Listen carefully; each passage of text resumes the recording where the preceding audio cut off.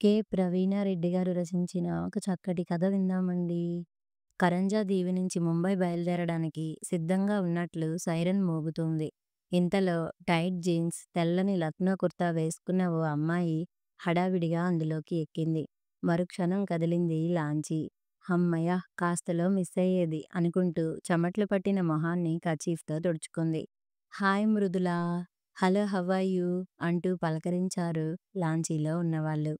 ఆమె చిరునవ్వుతో అందరికీ ఒకేసారి విష్ చేసింది. హాయ్ గైస్ అంటూ. భుజానికి వేలాడుతున్న హ్యాండ్ బ్యాగ్ తీసి పక్కన పెట్టి కూర్చుంది. How come you are here? నీ హాస్పిటల్‌ని, పేషెంట్లని వదిలి ముంబై బయలుదేరావు? Anything urgent? అడిగిందో అమ్మాయి. న్యూ ఇయర్ పార్టీకి ఔట్‌ఫిట్ కొనాలి. మృదుల చెప్పింది విన్న ఓ అబ్బాయి, అయితే నువ్వూ మనుషుల్లో పడుతున్నావన్నమాట ఆశ్చర్యం నటిస్తూ అన్నాడు.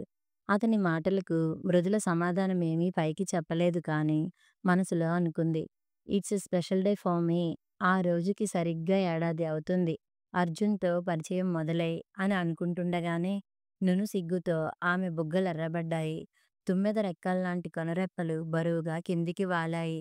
తన భావాలు ఎవరూ గమనించకుండా ఉండాలని గబగబా మెట్లెక్కి లాంచీపై అంతస్తుకు చేరింది. డెక్కు మధ్య వెళ్లి నిల్చుంది. తలెత్తి ఆకాశం వంక చూస్తూ చేతులు చాచింది. ఆమె మనసు ఎలుగెత్తి అరిచింది. I am in love. I love Arjun. అలా అనుకుంటూ చిక్కగా కమ్ముకున్న మేఘాల వంక చూసింది.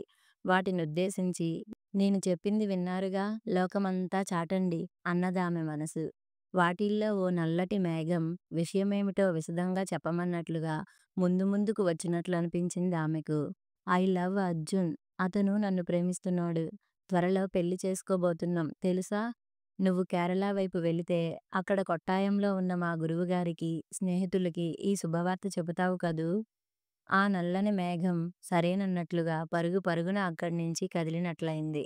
ఆమె మౌన భాష్యాన్ని అర్థం చేసుకున్నట్లుగా కమ్ముకున్న మబ్బులన్నీ చెదిరి నలుదిక్కులుగా బిరబిరా వెళ్తున్నాయి. అప్పటిదాకా ఉక్కగా ఉన్న వాతావరణం ఒక్కసారిగా ఆహ్లాదంగా మారింది. సముద్రపు అలలపై నుంచి తేలుతూ వస్తున్న చల్లటి గాలి హాయిగా మేనుకు సోకుతుంటే రైలింగ్‌కు ఆనుకుని కూర్చుంది. ఓసారి పరిసరాల్ని కలియజూసింది. అల్లంత దూరంలో మసగ్గా కనబడుతూంది ముంబై మహానగరం. మరోవైపు western naval command head quarters అయిన కరంజాదేవి ఉంది. అక్కడ్నించి సముద్రం మీద ముంబైకి గంట ప్రయాణం. నేవల్ స్టాఫ్, వాళ్ళ కుటుంబీకులు ముంబై వెళ్లి రావడానికి సౌకర్యంగా ఈ లాంచీ ఏర్పాటు చేశారు. బొమ్మరిల్లుల్లా కనిపిస్తున్న నేవల్ స్టాఫ్ క్వార్టర్స్ వంక చూస్తూ అనుకుంది మృదుల. తను కరంజీకి వచ్చి దాదాపు సంవత్సరం అవుతుందని, డాడీ పోయాక ఒంటరిదైన తను మానసికంగా కుంగిపోయింది. డాక్టర్ల సలహా మేరకు కొట్టాయం ఆశ్రమంలో మెడిటేషన్‌కు వెళ్ళేది. ధ్యానంతో బాటు యోగాభ్యాసం కూడా చేస్తుంటే తన మనసు కుదుట పడుతున్నట్లనిపించింది. అప్పట్నించి తను ఆశ్రమంలోనే ఉండిపోయింది. యోగాలో మెలకువలెన్నో నేర్చుకుంది. తను నేర్చిన విద్యను మరొకరికి నేర్పడంలో ఎంతో సంతోషం, తృప్తి కలిగేవి. ఆ తరుణంలో డాడీ స్నేహితులొకరు తనను వెతుక్కుంటూ ఆశ్రమానికి వచ్చాడు. ఆయన western naval commanding chief Arvind గారు. డాడీ పోయిన విషయం ఆయనకు ఆలస్యంగా తెలిసిందని, కనీసం ఆఖరి చూపుకు నోచుకోలేదని ఎంతో నొచ్చుకున్నారు. తానీ ఆశ్రమంలో ఉంటున్న విషయం వేరే స్నేహితుల ద్వారా తెలిసి వచ్చారు. తనని ఆయనతో రమ్మన్నారు. తనకిక్కడ చాలా బాగుందని, ఇక్కడే ఉండిపోతానని చెప్పింది. కానీ ఆయన వినలేదు. డాడీ చనిపోవడానికి ముందు రాసిన ఉత్తరం చూపారు. ఈ మధ్య ఆరోగ్యం బాగుండటం లేదని, ఏదైనా జరిగితే తన కూతుర్ని చూసుకోవాలని రాశారాయన. ఆ ఉత్తరం చదివాక డాడీ మాట తీసివేయలేక అరవింద్ గారితో కరంజాకు వచ్చేసింది. ఆ దంపతులు తనను కన్న కూతురులా చూసుకుంటున్నారు. తనకి ఐలాండ్ కూడా బాగా నచ్చింది.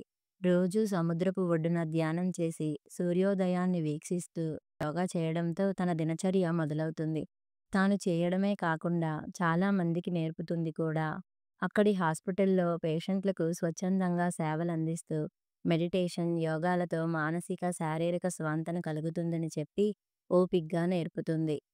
కొన్నాళ్ళకే ఆ దీవిలో మృదుల అందరికీ తలలో నాలిక అయ్యింది. ఆమెకు కూడా వీళ్ళంతా నా వాళ్ళు, నేను ఒంటరిని కాను అనిపించింది. తన వాళ్ళని కోల్పోయిన దిగులంతా పోయింది. తనకు కొత్త జీవితాన్ని ప్రసాదించిన అరవింద్ గారి పట్ల అంతులేని కృతజ్ఞత కలిగిందామెకు. అలా ఆమె మనసు గతంలోకి మళ్లుతుంటే లాంచీ గమ్యానికి చేరువవుతుంది. ఎయిర్ క్రాఫ్ట్ క్యారియర్ 'విరాట్' పక్కనుంచి వెళ్తుంది లాంచీ. దాని వంక చూసింది మృదుల.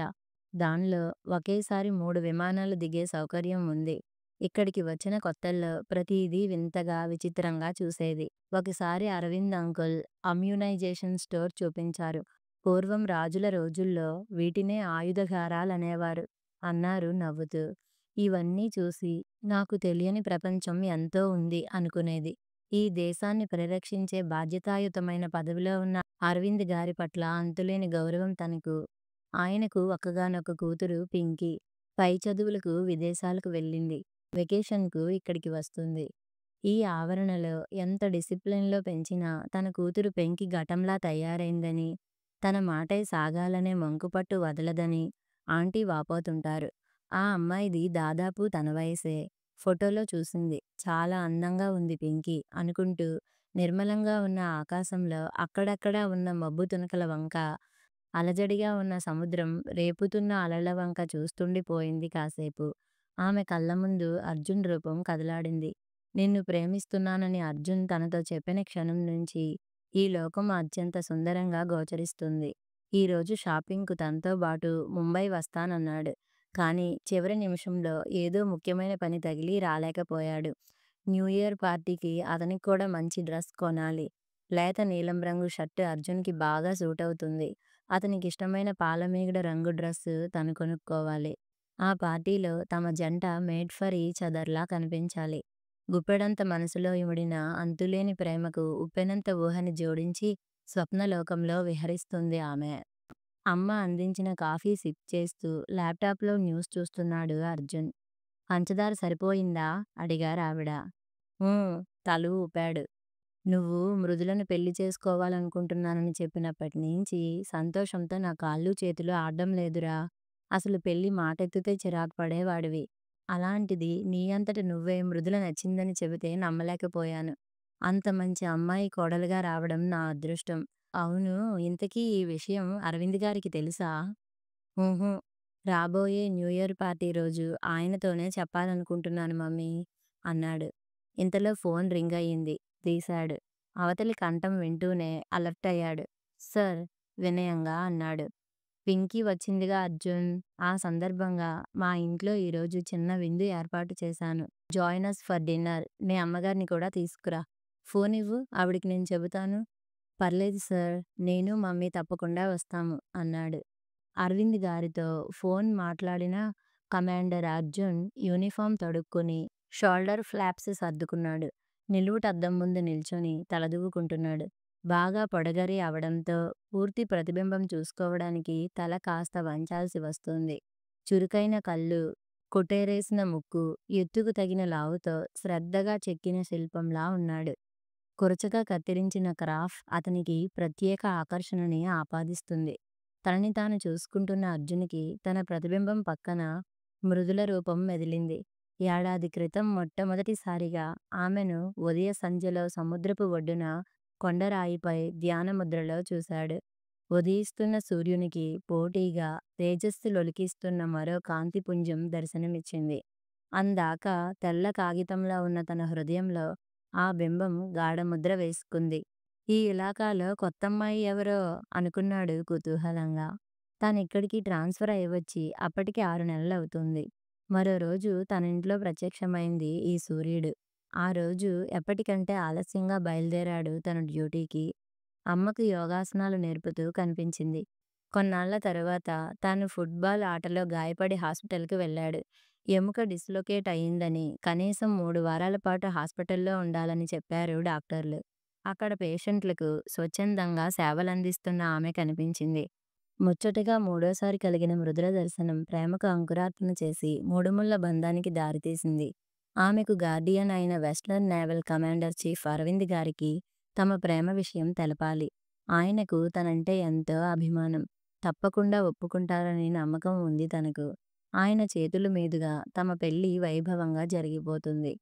అర్జున్, టిఫిన్ చల్లారిపోతుంది, త్వరగా తిందువుగానిరా. తల్లి మాటలతో ఊహల పల్లకికి వీడ్కోలు పలికి డైనింగ్ టేబుల్ వైపు నడిచాడు. ఆహ్లాదకరమైన ఆ సాయంకాలం అరవింద్ గారింట్లో సందడిగా ఉంది. ఇంటి బ్యాక్‌యార్డ్‌లో విందుకి ఏర్పాట్లు చేశారు. గెస్టులంతా వచ్చేశారు. కొందరు బృందాలుగా నిల్చొని, మరికొందరు టేబుళ్ల చుట్టూ వేసిన కుర్చీలో కూర్చొని కబుర్లు చెప్పుకుంటున్నారు. యూనిఫార్మ్ వేసుకునే బేరర్స్ డ్రింక్ సర్వ్ చేస్తున్నారు. దూరం నుంచి అలల హోరును మోసుకొస్తున్న సముద్రపు గాలి మేఘాల్ని సోకుతుంటే, మరోవైపు హేమంతం జివ్వుమనిపిస్తుంది. చలి కాచుకోవటానికి అక్కడక్కడ బొగ్గులతో ఉంచిన కుంపట్ల చుట్టూ చేరుతున్నారు కొందరు. మరికొందరు విస్కీ గొంతులోకి దింపుతూ ఒంటికి వెచ్చదనాన్ని ఆపాదిస్తున్నారు. చుక్కల్లో చంద్రునిలా వెలిగిపోతున్న ఓ అమ్మాయి అందర్నీ కలుపుగోలుగా పలకరిస్తూ అంతా తానై తిరుగుతుంది. ఆమె ఎటు కదిల్తే అటు మెరుపు మెరిసినట్లుగా ఉంది. కుర్రకారు చూపులన్నీ ఆ మెరుపుతీగపైనే నిలిచాయి. మధువు నింపిన క్రిస్టల్ గ్లాసుల్లా తళుక్కుమంటున్న ఆమె తేనెరంగు కళ్ళు వాళ్ళు పట్టించిన విస్కీ కంటే కైపెక్కించేలా ఉన్నాయి. ఆ విషయం నాకూ తెలుసునన్నట్లుగా మితిమీరిన ఆత్మవిశ్వాసంతో వెలిగిపోతుంది ఆమె ముఖం. ఇంతలో అక్కడికి వచ్చిన అర్జున్‌కి ఆ అమ్మాయిని తన కూతురు పింకీ అని పరిచయం చేశాడు అరవింద్ గారు. లేత గులాబీ వర్ణంలో నునుపిదేలి ఉంది ఆమె చర్మం. వదులుకున్న ఒత్తైన జుట్టుతో విరిసిన రోజాలా ఉన్న ఆమెను చూసి వావ్! వాట్ ఏ బ్యూటీ అనుకున్నాడు. గాలికి నుదుటిని కప్పేస్తున్న ముంగురులను ఓ చేత్తో సర్దుకుంటూ మరో చేయి ముందుకు చాచింది షేక్ హ్యాండ్ కోసం. ఆమెను తాకిన తెమ్మెర పరిమళాన్ని మోసుకెళ్తూ అర్జున్ ముక్కుపుటాలకు సోకింది. సున్నితంగా షేక్ చేసి వదిలిన అర్జున్ వంక నిశితంగా చూస్తూ హ్యాండ్సమ్ గై అనుకుంది. తన పక్కనున్న జంటని అర్జున్‌కు పరిచయం చేసింది. వీళ్ళు నా ఫ్రెండ్స్. అమెరికాలో నాతో బాటు చదువుతున్నారు. ఇక్కడి వింతలు, విశేషాలు చూడాలని ఉబలాట పడుతున్నారు అన్నది. టైం చాలా తక్కువగా ఉంది. చూడాల్సిన ప్లేసెస్ అన్నీ కవరయ్యేలా మంచి ట్రిప్ నువ్వే అరేంజ్ చేయాలి అన్నారు అరవింద్ గారు. ఇంతలో విందు ఏర్పాట్లు పర్యవేక్షిస్తున్న మృదుల ట్రేలో స్టార్టర్స్ పట్టించుకు వచ్చింది అక్కడికి. డ్రింక్‌తో పాటు వాళ్ళు బేక్డ్ ఫిష్ తింటూ ఈ ఐటెం చాలా బాగుంది అన్నారు. అప్పటికప్పుడు చెఫ్‌ని పిలిపించి రెసిపీ అడిగి తెలుసుకున్నారు. కాసేపట్లోనే అర్జున్ ట్రిప్ ప్రోగ్రామ్ ఎలా ఉండాలో ఆలోచించాడు. దాన్ని పింకీ వాళ్ళకు వివరిస్తున్నాడు. రేపు ఉదయాన్నే బయలుదేరి ముంబైకి దగ్గరలో ఉన్న ఎలిఫెంటా కేవ్స్ చూద్దాం. సహజంగా ఏర్పడ్డ అతి పురాతనమైన గుహలు అవి. ఎల్లుండి ముంబైలో సైట్ సీయింగు, షాపింగ్‌కి సరిపోతుంది. ఆ మర్నాడు అజంతా ఎల్లోరాకు వెళ్దాం. అక్కడి విశేషాలన్నీ చూడ్డానికి 2 రోజులు పడుతుంది. తిరుగు ప్రయాణంలో ఔరంగాబాద్, దౌలతాబాదుల్లో ఉన్న కట్టడాలు, షిరిడీలో సాయిబాబా ఆలయం, నాందేడ్‌లో గురుద్వారా ఇవన్నీ చూడ్డానికి మరో 2 రోజులు సరిపోతాయి. తిరిగి వచ్చాక ఓ రోజంతా ఇక్కడ విశేషాలు చూద్దాం అన్నాడు. కరంజాలో రోజంతా చూడ్డానికి అంతగా ఏముంటాయి? అడిగారు పింకీ స్నేహితులు. సబ్‌మెరైన్ చూడ్డానికి 4, 5 గంటలు పడుతుంది. ఎయిర్ క్రాఫ్ట్ విక్రాంత్‌ను మ్యూజియంగా మలిచారు. అది ఆసక్తికరంగానే ఉంటుంది అన్నాడు. అర్జున్ ఫిక్స్ చేసిన ప్రోగ్రామ్ అందరికీ నచ్చింది. మృదుల అతిథులకు అన్నీ అందుతున్నాయో లేదో చూసుకుంటూనే వీళ్ళని గమనిస్తుంది. అందరూ నవ్వుతూ, తుళ్ళుతూ ఉన్నారు. పింకీ పక్కనే ఉన్న అర్జున్ ఆమెతో ఏదో చెబుతున్నాడు. ఆసక్తికరమైన విషయమేదో వింటున్నట్లుగా అతని వంకే చూస్తుందామె. ఉన్నట్లుండి మృదులకు అంతమంది మధ్యలో కూడా తాను ఒంటరిననే భావం కలిగిందెందుకనో. పార్టీ ముగిసేసరికి బాగా ఆలస్యమైంది. వారం రోజులు గిర్రున తిరిగాయి. సందర్శనీయమైనవన్నీ చూసేశారు. పింకీ, విదేశీ స్నేహితులు అజంతాలో మరో రోజు గడపాలనుకున్నారు. 3000 సంవత్సరాల క్రితం ప్రకృతి సహజమైన వర్ణాలతో అద్భుతంగా చిత్రించిన ఆ కళా నైపుణ్యాన్ని ప్రపంచ వింతలా చూశారు. ప్రస్తుతం చీకటిగా ఉన్నాయి ఆ గుహలు. ఆ రోజుల్లో అక్కడి కొండల నుంచి జలపాతాలు జాలువారేవట. వాటిపై ప్రసరించే సూర్యకిరణాల కాంతి పరావర్తనం చెందినప్పుడు ఆ గుహలు వెలుగుతో నిండేవి. ఆ సమయంలో వాటిని చిత్రించేవారనే విషయం తెలుసుకొని మరీ ఆశ్చర్యపోయారు. ఎల్లోరా శిల్పాలొలికిస్తున్న సజీవ భావాల్ని, ఆ శిల్పకళా చాతుర్యానికి అబ్బురపడ్డారు.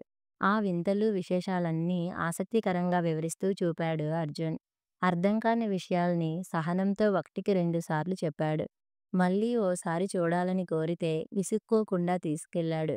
వాళ్ళు తిరగడంలో అలసిపోతే సేదతీరే ఏర్పాట్లు చకచకా చేసేవాడు. పింకీకి అర్జున్ బాగా నచ్చాడు. ట్రిప్ ముగించుకొని కరంజా తిరిగి వచ్చాక సబ్‌మెరైన్ చూపాడు. అందులో 2 గంటలు గడిపారు.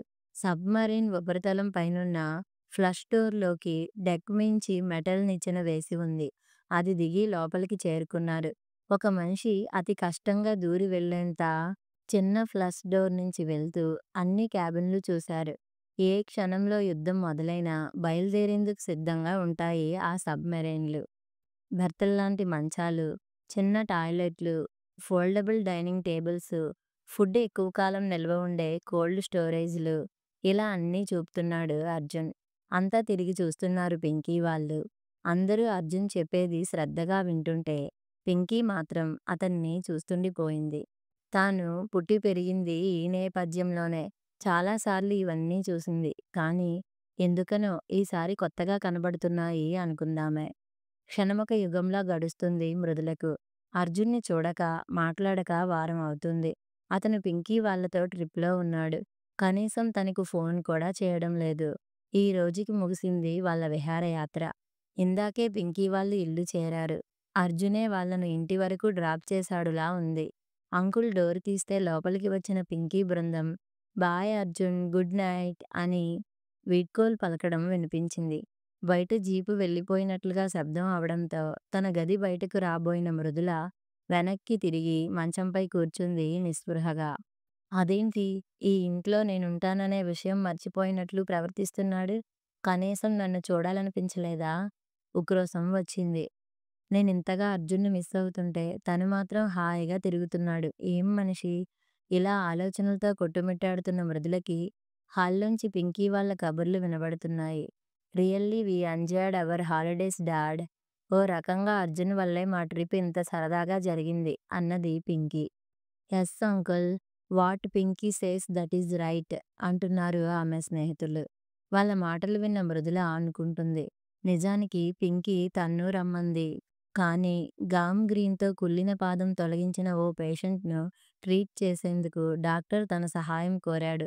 మానసికంగా బాగా కుంగిపోయిన ఆ పేషెంట్‌కు కౌన్సెలింగ్‌తో బాటు మెడిటేషన్ చేయించాలన్న బాధ్యతను తీసుకుంది. ట్రీట్మెంట్ మధ్యలో ఆపి రాలేనని చెప్పింది. పింకీ స్నేహితులు కూడా తనని రమ్మని ఎంతగానో అడిగారు. అర్జున్ మాత్రం తనని మాట వరుసకైనా అడగలేదు. అడిగినా తన బాధ్యత మర్చి వెళ్ళుండేది కాదు. కానీ అతను అడిగి ఉంటే బాగుండేదనిపించింది. అర్జున్ తన పట్ల ఇంత నిర్లక్ష్యంగా ప్రవర్తిస్తున్నాడెందుకు? ఆమె కళ్ళల్లో నీళ్లు చిపిల్లాయి. మృదుల అప్పుడే నిద్రపోయిందా డాడీ? అడుగుతున్న పింకీ గదివైపు వస్తున్నట్లుగా అడుగుల శబ్దం వినిపించటంతో మృదుల టక్కున మంచంపై ఒరిగింది. కన్నీళ్లు కనిపించకుండా దిండులోకి తలదూర్చింది. గదిలోకి వెళ్ళి చాలా సేపయింది. బహుశా పడుకుందేమో అన్నారాయన. పింకీ వెనక్కి వెళ్ళిపోతున్నట్లుగా హై హీల్స్ శబ్దం అయింది. హమ్మయ్య! ఊపిరి పీల్చుకుంది మృదుల. కాసేపట్లో అందరూ నిద్రపోయినట్లుగా ఇల్లంతా నిశ్శబ్దం అలుముకుంది. మృదుల మనసులో మాత్రం ఆలోచనల సుడులు సవ్వడి చేస్తూనే ఉన్నాయి. రేపు రాత్రి పింకీ వాళ్ళు వెళ్ళిపోతున్నారు. రాబోయే న్యూ ఇయర్ పార్టీని వాళ్ళు న్యూయార్క్ టైమ్స్ స్క్వేర్‌లో జరుపుకోవాలనుకుంటున్నారు. 24 గంటల్లో పింకీ వెళ్ళిపోతోంది.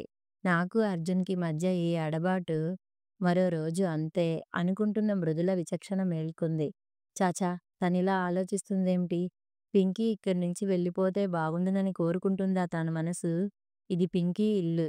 ఆమె ఇష్టం వచ్చినన్నాళ్ళు ఇక్కడే ఉంటుంది. ఈ ఇంట్లో ఆశ్రయం పొందుతున్న నాకు ఆమె త్వరగా వెళ్ళిపోవాలనుకునే హక్కు లేదు. తనంత నీచంగా ఎలా ఆలోచించగలిగింది? అర్జున్ నన్ను నిజంగా ప్రేమిస్తే పింకీకి దగ్గరయ్యే సమస్య ఉండదు కదా! అయినా పింకీ అర్జున్‌ని ఇష్టపడుతుందేమోనన్న అపోహ తనలో ఎందుకు కలిగింది? తన మనసింత సంకుచితమైందెందుకు? అనుకుంది.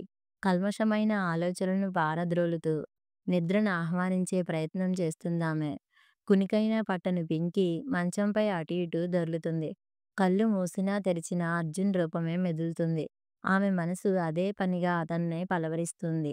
తను రేపు వెళ్ళాలి. కానీ మరికొన్నాళ్ళు ఇక్కడే ఉండిపోవాలనిపిస్తుంది. తిరుగు ప్రయాణంలో న్యూయార్క్‌లో 2 రోజులు ఆగి వెళ్ళాలనుకున్నారు.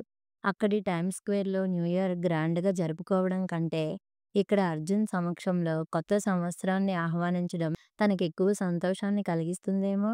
దేశ విదేశాలు తిరిగింది. ఎంతోమంది అబ్బాయిల్ని చూసింది. తనతో బాటు చదువుకున్న వాళ్ళల్లో నెట్ చాటింగ్‌లో, ఫేస్‌బుక్‌లో తనకెంతోమంది స్నేహితులైనారు. కానీ అందరిలోకి అర్జున్ ప్రత్యేకంగా అనిపించాడు. మనసుకు దగ్గరగా వచ్చాడనుకుంటున్న పింకీకి ట్రిప్‌లోని సంఘటనలు కళ్ళ ముందు మెదులుతున్నాయి. ఎల్లోరా గుహల్లో విశేషాలు చూస్తూ తిరిగి తిరిగి బాగా అలసిపోయింది తను. దాహంతో నాలిక పెడచగట్టుకుపోయింది. చలి ప్రదేశాల నుంచి వచ్చిన తామంతా మిట్ట మధ్యాహ్నం వేళ ఆ ఎండకు తాళలేకపోతున్నారు. తను వెంట తెచ్చుకున్న నీళ్లు అయిపోయాయి. పరిస్థితి గమనించి ఓ గుహలో వారగా ఉన్న అరుగుపై విశ్రాంతిగా కూర్చోమని చెప్పి పరుగున బయటికి వెళ్ళాడు. క్షణాల్లో కొబ్బరి బోండాలతో ప్రత్యక్షమైనాడు. దాదాపు 10, 12 గుహలను దాటుకొని వెళ్ళి ముఖద్వారం దగ్గర అమ్ముతున్న ఆ బోండాలతో దాహం తీర్చాడు. ఆ నిమిషంలో పోయే ప్రాణం లేచొచ్చినట్లయింది. కాసేపు సేదదీరి బయలుదేరారు. అర్జున్ తమనెంత కనిపెట్టుకుని ఉన్నాడంటే, అలసటతో ఇక నడవలేమనుకున్న సమయంలో ఉత్సాహం కలిగేలా కబుర్లు చెప్పి ముందుకు నడిపించాడు. ఎత్తైన గుహల్లోకి ఎక్కలేక ఇబ్బంది పడుతుంటే చేయి అందించడం, అర్థం కాని విషయాల్ని ఒకటికి 2 సార్లు విశదీకరించడం. ఆ సమయంలో అతని మాట తీరు, హావభావాలు తన మనసుకు హత్తుకున్నాయి. ఎన్నేళ్లైనా ఆ జ్ఞాపకాలు చిరస్మరణీయాలే. అతనిలోని సహనం, ఆలోచనలో సమయస్ఫూర్తి, ఆచరణలో చురుకుదనం, విషయం వివరించడంలో స్పష్టత, అన్నిటిలో అతనికున్న పరిజ్ఞానం ఇవన్నీ ఎంతో నచ్చాయామెకు. ఆ నిశ్శబ్ద నీరవంలో జగమంతా సుషుప్తిలోకి జారుకుంటుంటే ఆమె మనసు మెచ్చిన మనిషితో స్వాప్నిక జగత్తులో విహరిస్తుంది. ఉదయభానుని కిరణాల నులివెచ్చని స్పర్శ సోకి ఒంటిని ఆవరించి ఉన్న చలిని దూరం చేస్తుంటే అరవింద్ దంపతులు ఇంటి బ్యాక్యార్డ్లో కూర్చొని ఉన్నారు. పక్షుల కిలకిల రావాల సమ్మేళనం ఓ మంచి సంగీత దర్శకుడు బాణీ కూర్చిన రాగంలా వినిపిస్తుంది. ప్రశాంతంగా ఉన్న సముద్రపు చిరు అలల సవ్వడి ఆ రాగానికి మృదంగ తాళం వేస్తున్నట్లుగా ఉంది. ఆ నేపథ్యంలో కాఫీ తాగుతూ తాజా వార్తలు పంచుకుంటున్నారు. ఇంట్లోంచి పింకీ వచ్చింది. చక్కగా ముస్తాబై ఉందామె. కూతుర్ని చూసి తనే స్వయంగా పాట్లోంచి కాఫీని కప్పులోకి వంచి ఇచ్చారాయన. ఆ కప్పు చేతిలోకి తీసుకుంటూ అర్జున్ ఇంటికి వెళ్ళొస్తాను డాడీ. క్వార్టర్ నంబరేంటి? అడిగింది. 48 చెప్పారాయన. మంచి ట్రిప్ అరేంజ్ చేసినందుకు ప్రత్యేకంగా థాంక్స్ చెప్పాలి. Very nice guy. ఇంటికి వెళ్తే వాళ్ళ అమ్మగారిని కూడా కలిసినట్టు ఉంటుంది అంది.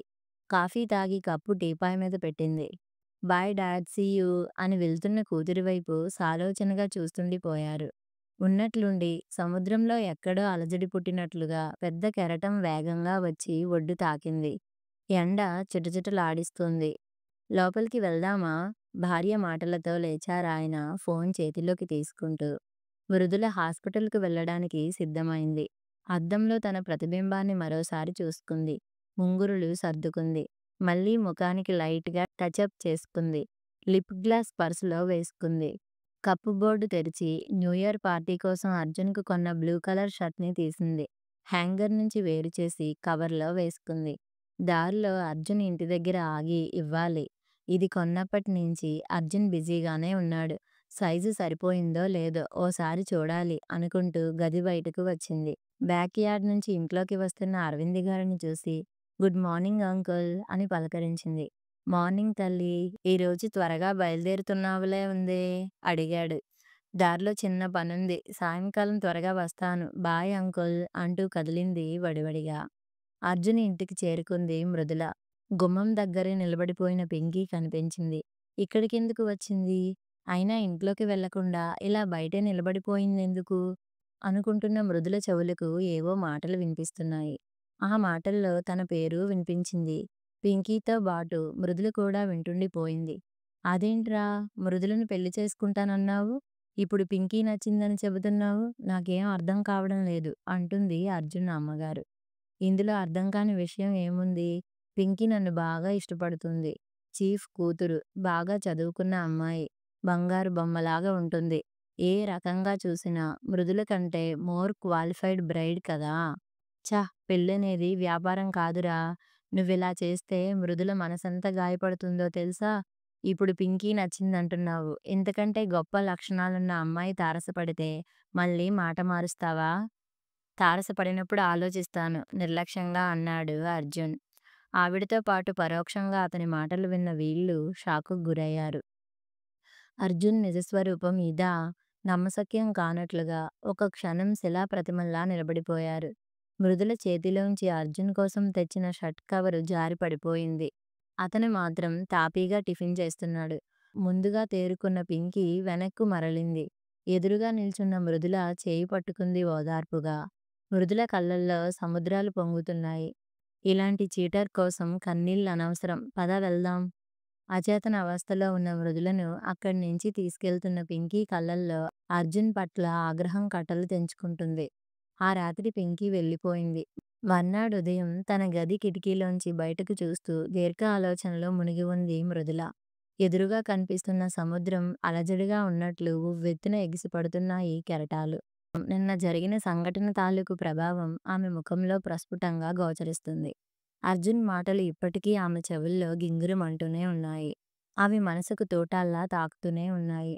ఆ రాత్రి జరగబోయే న్యూ ఇయర్ పార్టీ కోసం ఎన్ని కలలు కన్నది తను. ఈ రోజు కోసం ఎంతగా ఎదురుచూసింది.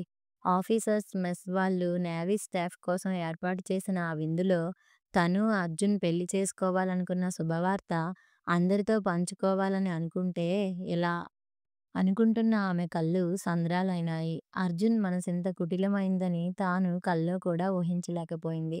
జరిగిన అవమానాన్ని దిగమింగి రాత్రి జరిగే ఆ పార్టీకి ఎలా వెళ్ళగలదు? అసలు తానిక కరంజాలో ఉండగలదా?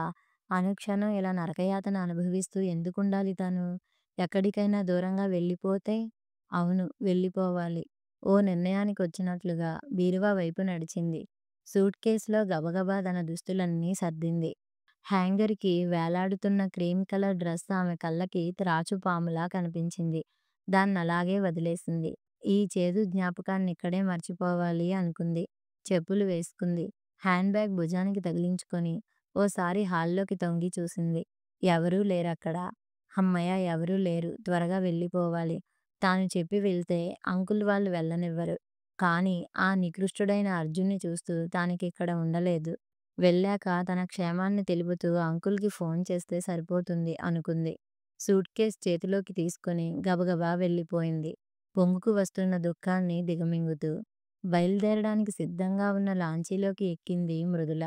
ఓసారి వెనక్కి తిరిగి కరంజాదేవి వంక చూసింది. నీళ్లు నిండిన కళ్ళకి మసగ్గా కనిపిస్తుంది. కొనగంట్లోంచి బిందువులు రాబోతుంటే ఎవరైనా గమనిస్తారేమోనని చటుక్కున కళ్ళు వాల్చేసి గబగబా డెక్ పైకి చేరింది. దుఃఖపూరితమైన ఆమె మనసులాగే ఏ నిమిషంలోనైనా వర్షం కురిసేలా ఆకాశం కూడా మేఘావృతమై ఉంది. తలెత్తి పైకి చూసింది. మేఘాలను పలుకరించబోయిన మనసు దుఃఖంతో మాట పెగల్చలేకపోయింది. ఆమె మనస్థితిని అర్థం చేసుకున్నట్లుగా ఒక్కో చినుకు రాలుస్తున్నాయి మేఘాలు. చినుకుల శబ్దంతో పాటు చిరపరిచితమైన కంఠంతో మృదులా అన్న పిలుపు వినిపించింది. చివ్వున చూసింది. ఎదురుగా అర్జున్ నిల్చొని ఉన్నాడు. తను వాళ్ళింటి దగ్గర జార విడిచిన బ్లూ రంగు చొక్కా తొడుక్కొని ఉన్నాడు. ఐయామ్ సారీ మృదులా అంటూ దగ్గరగా వస్తున్నాడు. ఆమె కోపంగా మొహం తిప్పేసుకుంది అడుగులు వెనక్కి వేస్తూ. ప్లీజ్ నేను చెప్పేది విను వేడుకోలుగా అంటున్నాడు. విన్నది చాలు, వెళ్ళిపో. నన్నిలా ఒంటరిగా వదిలేయ్. అది చాలు నాకు అన్నది రెండు చేతులూ జోడిస్తూ. మృదుల మొండితనానికి అతని మొహంలో ఆగ్రహం పొడసూపింది. చెప్పేది వినవా నువ్వు? అన్నాడు కోపంగా. ఊహూ, నువ్వీ క్షణంలో ఇక్కడి నుంచి వెళ్ళకపోతే నేను నీళ్ళలోకి దూకేస్తాను అంటూ రైలింగ్ వైపు పరిగెత్తబోయింది. ఇంతలో వెనక నుంచి వచ్చిన అరవింద్ గారు అరుస్తున్నారు. మృదుల ఆగు. జరిగిన దాంట్లో అర్జున్ తప్పేమీ లేదు. ఆ రోజలా మాట్లాడమని చెప్పింది నేనే అంటున్న ఆయన వైపు అయోమయంగా చూస్తూ ఆగిపోయింది. ఆయన చెప్పుకుపోతున్నాడు. దేశాన్ని రక్షించే బాధ్యతాయుతమైన పదవిలో ఉన్నాను. శత్రువుల వల్ల ప్రమాదం ఏ వైపు నుంచి ముంచుకు వస్తుందో అవలీలగా పసిగట్టగల నేను నీ ప్రేమ సామ్రాజ్యం కొల్లగొట్టడానికి వస్తున్న శత్రునౌకను కనిపెట్టలేనా తల్లీ? ఆయన చెబుతుందేమిటో అర్థం కానట్లుగా చూసిందామె. నువ్వు అర్జున్ ప్రేమించుకుంటున్నారని నేనెప్పుడో గ్రహించాను. పింకీ కూడా అర్జున్ ఆకర్షణలో పడింది. అది చిగురించి మొగ్గ తొడగక మునుపే చిదిమేయాల్సొచ్చింది. ఎందుకంటే పింకీ చాలా పట్టుదల గల మనిషి. తాననుకున్నది ఎలాగైనా సాధించాలనుకుంటుంది. అందుకే ఆమె అర్జున్ని యావగించుకునేలా వ్యూహం పన్నాల్సొచ్చింది. యుద్ధభూమిలో విజయం సాధించడానికి చేసే వ్యూహ రచనలో ఎంతోమంది అమాయకులు బలవుతారు. అలాగే ఇక్కడ జరిగింది. పింకీ మనసు అర్జున్‌పై నుంచి మరల్చడానికి ఆడిన నాటకంలో అనుకోకుండా ఆ సమయానికి అక్కడికి వెళ్ళిన నీ మనసు గాయపడింది. పరవాలేదు, పెద్ద ప్రమాదం తప్పింది. శత్రునౌక సమూలంగా నాశనమైంది. నీ జీవననౌక పదిలంగా ఒడ్డుకు చేరుకుంటుంది. గాడ్ బ్లెస్ యూ అన్నారాయన విజయోత్సాహపు దరహాసంతో. కథ సమాప్తం.